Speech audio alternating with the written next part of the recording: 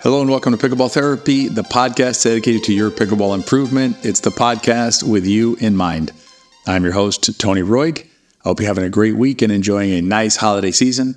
This is our holiday edition of the podcast, and in this episode, we have a gift for you, which I'm going to unveil in 1 second. We're going to unwrap it together. I think you're really going to benefit from a better understanding of the gift that you're going to get and also get you set up for 2024.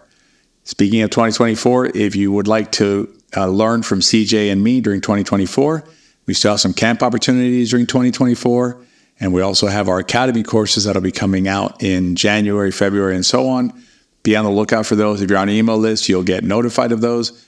Give them a try. You're going to learn a ton inside the academy courses. And if you're ready to join us inside the pickleball system, which you've heard a lot about if you're a listener, we have our spring class opening. Spring 2024 class will be opening, and so make sure that you join us for that if you're ready to really take that transformative step in your pickleball journey.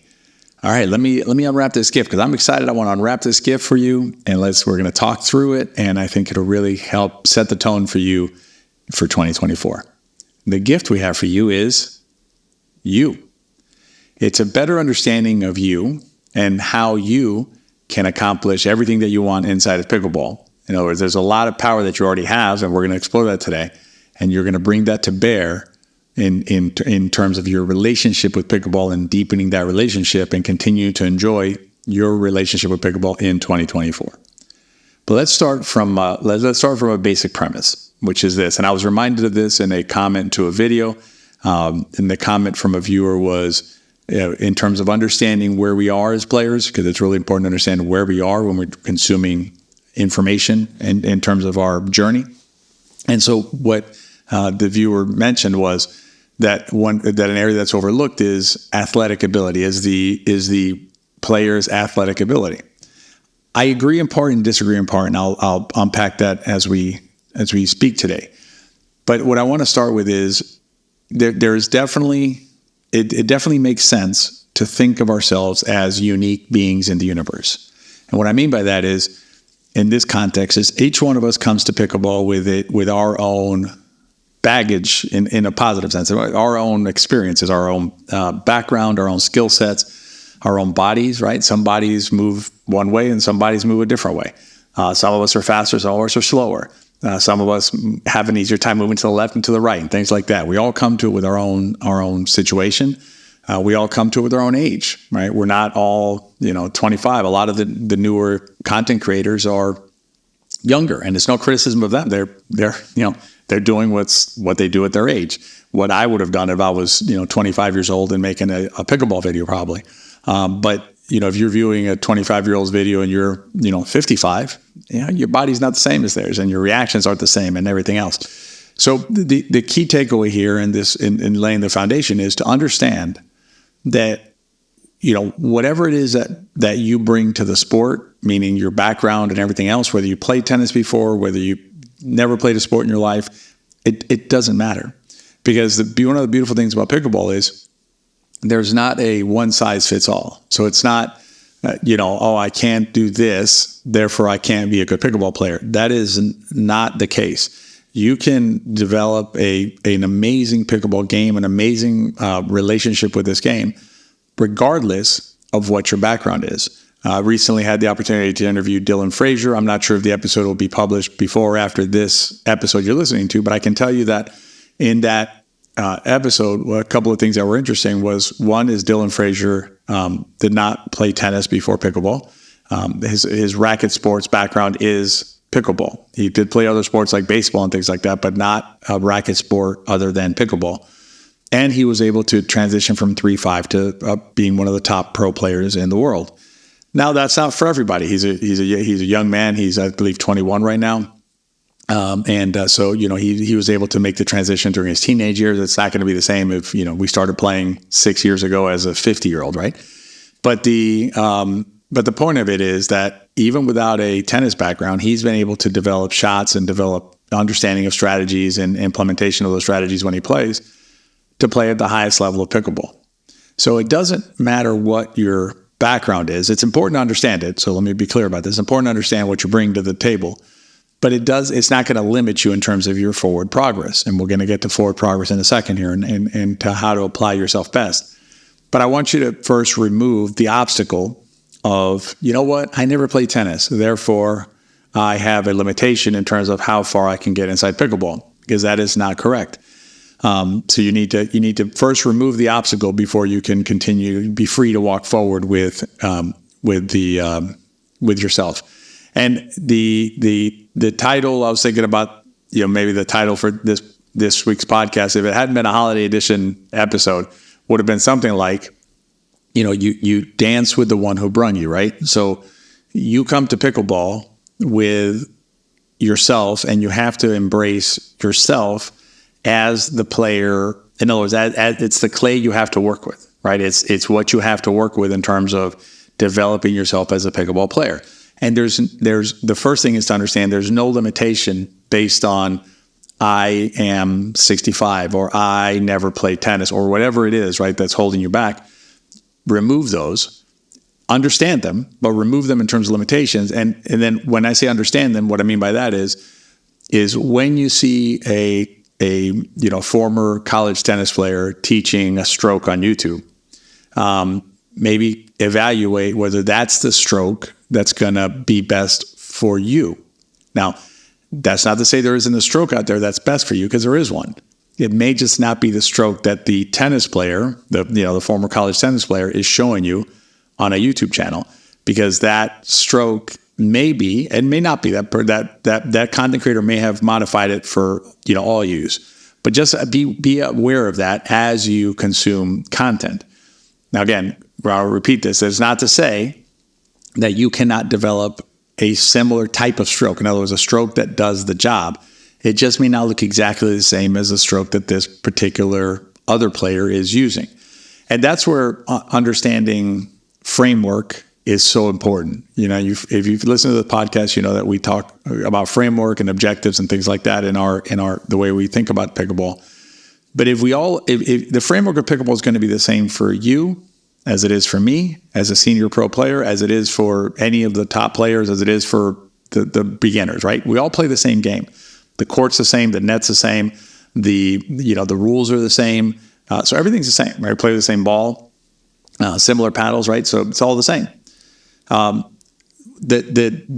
What's different is how we may approach it. Meaning, if we have an understanding of the framework and we understand our objectives, the exact strategies and shots that we use, right, or may change based on the skill set that we bring into the game, but it doesn't limit our performance because we're all playing the same game. So in other words, the framework is constant.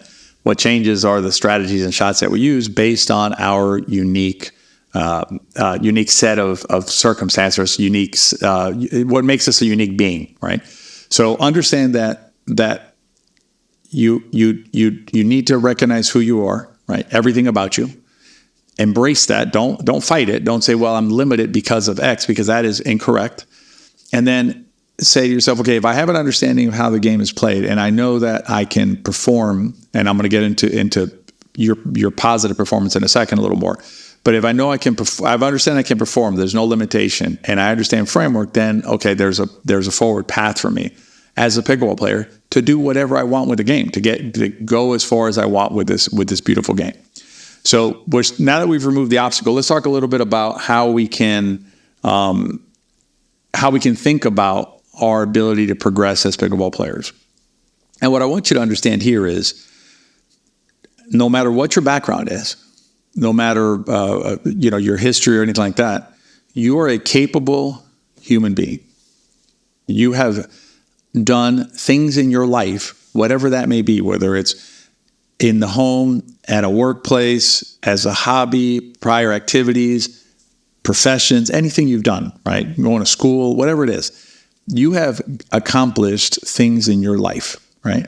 And so what that tells me, and should tell you, is that you are a capable human being. You have done a lot of things in your life and probably done a lot of things very well in your life.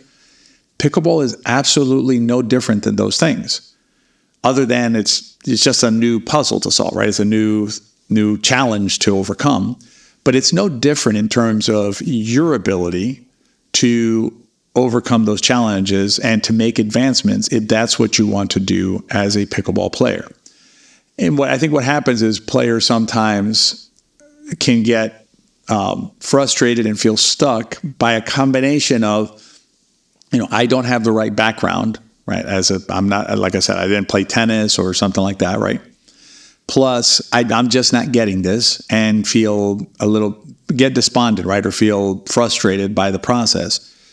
But if you step back from it, right, and this is what I hope will be the gift to you in this episode. If you step back from it and really say to yourself, okay, first of all, Tony told me that I don't need to have a particular background in order to succeed as a pickleball player. And I can give you more examples than Dylan Frazier, Mary Kozak, excellent player with nationals, medals at nationals at 4.5. There's a lot of players who I've played with who are now. Are there a lot of tennis players too? Sure, there are a lot of tennis players. I'm one of them.